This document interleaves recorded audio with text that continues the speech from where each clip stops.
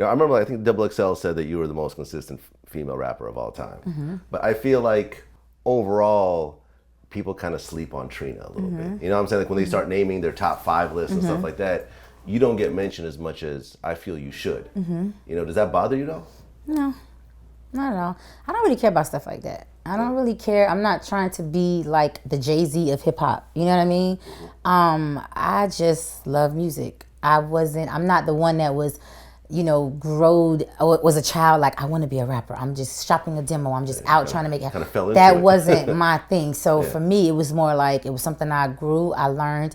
I was always writing though, but it was always more like, because I love music, I wasn't really sure about it, and I wasn't really sure like the whole lyricist thing, but once I put it together, and because I love music and it was melodic, it was something I knew how to do.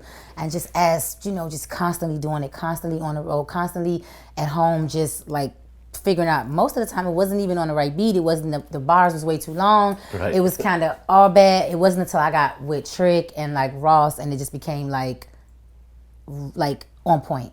Kind of, sort of. So I don't really care about that stuff. It doesn't really bother me at all. For me, it's just as long as I love what I do, it doesn't bother me. Well, Rick Ross used to write for you, I guess. Rick Ross is not right for me. Rick Ross is the guy that kind of like I looked up to as a brother, and I would go in the studio and Ross would be writing it was like all the guys. And I'm like the only girl. So I would just be in there all over the place. And I would do stuff. I would do a verse. And I would go in there and I would be like, okay, listen to this. How does it sound? And he would say, too many bars. Take this off. I don't like it. Change it. Go back in there again. Go harder. Say something that every guy could feel like they want you and every girl could feel like they want to be you. And then I would just get in my mind and think of designer and fashion and this and money and cars and stuff that as myself and girls and my friends and just being fly knew how to do. And that's how it came out like that. I always use Ross and Trick and like my whole crew, CO, Money Mark, Deuce, everybody is like the ones that as like reassurance. Before I say this, tell me is this right? Tell me if I should change the line. Tell me if I say this word, and you'd be like, nah, that's lame. Say this. Like, that's kind of how we worked in the studio. But they allowed me to write and do my own thing. They just made sure that it wasn't off and it wasn't tacky and it wasn't like together. I mean, that it was together. Sure. It seems like in the world of hip hop, you have very few female rappers. Like I remember, like we're trying to come up with a list of like the top 100 female rappers of all time. I think it never was 100 female. It was never 100. Never. I think we have about 60, and we're just stuck at this point. And it seems like whenever a couple get on, the first thing they do is just attack each other. You know, what I mean, like most recently, like Rod Digger, she called out Iggy Azalea. You know, you heard about that? I haven't heard about that. I think I did an interview and someone asked me about it, and I was like, honestly, I can't comment because I don't know the situation really about it. Well, what she said was, what Rod Digger said was that, you know, she doesn't want to hear, you know, Gangster Boo when she hears Iggy. She wants to hear the girl from Australia. You know, and she doesn't consider. What does that mean? Like, what does she mean by that? Well, saying that Iggy is Australian, but when you hear her rap, she sounds like she's from Atlanta.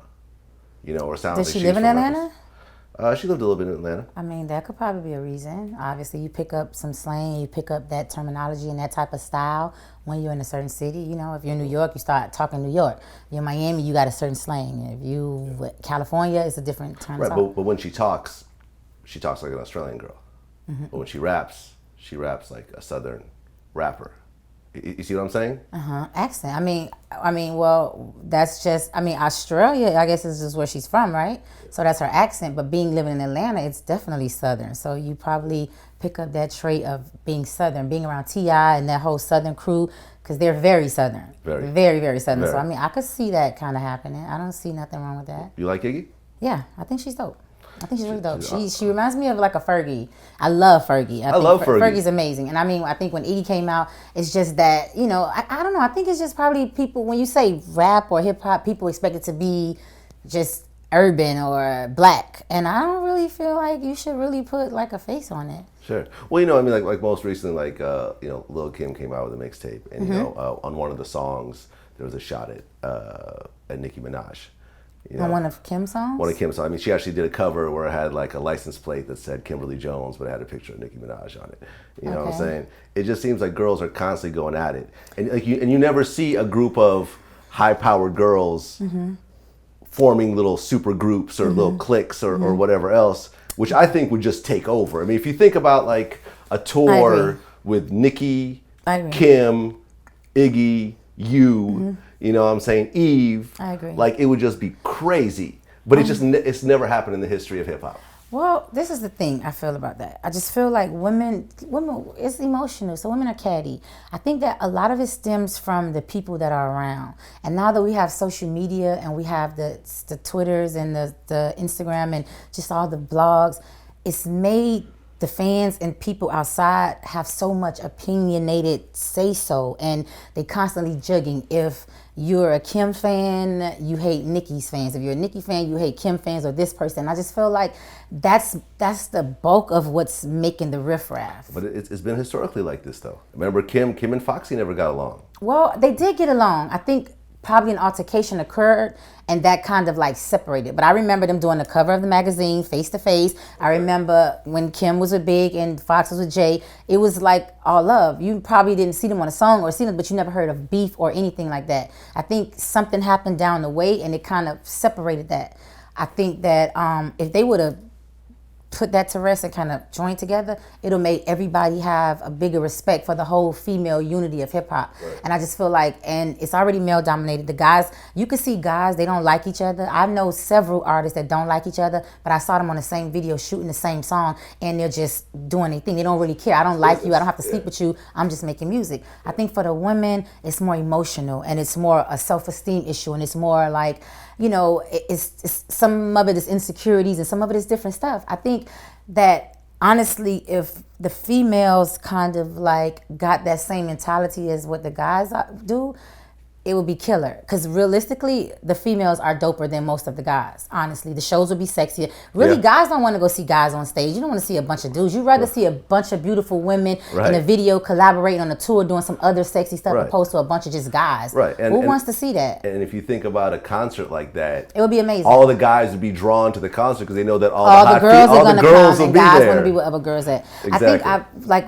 once before was supposed to be a tour. I think it was like Missy, myself, Kim, Eve, a whole bunch of people. And what I heard from the promoters, the promotion side of it was that, you know, girls are a lot difficult. There's hair, there's makeup, there's wardrobe. The budget is way expensive. Move girls around, So I think that kind of like put a damped, you know, spot on trying to make that happen. But realistically, if something like that happens, I think it would be a great power move in hip hop because those, like the before me, myself, and that generation, and it'll show the ones that's coming up under that like so much more leverage and so much more maturity and so much more how to get along and join forces. All the girls that's out now, make a record, do something together, shoot a video, a viral, and make it happen. Like show that you working and you grinding and you secure about yourself. You don't have nothing, no ill feelings towards nobody else, and just make it happen. I mean, think how big a Nicki and Kim song would be right now. It would be Insane. monstrous. Insane. Or a Nicki and Iggy song. Insane. It'd be monstrous. Insane.